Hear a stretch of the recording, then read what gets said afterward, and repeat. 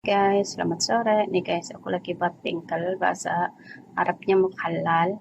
Bahasa kitanya ini acar timun ya guys. Ini dimasak setengah matang aja guys. Goreng cuka, garam, gula pasir nih guys. Nih cukanya guys, cuka putih. Tapi sebelum itu kita ukur dulu ya guys, sebelum di boil itu, direbus. Kita ukur dulu di wadahnya supaya muat nih.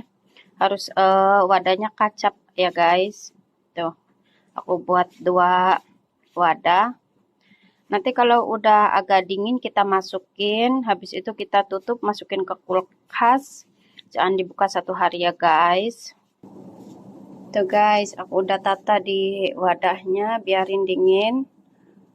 Nanti kalau udah dingin kita tutup, masukin ke kulkas. Jangan dibuka ya guys 1 hari.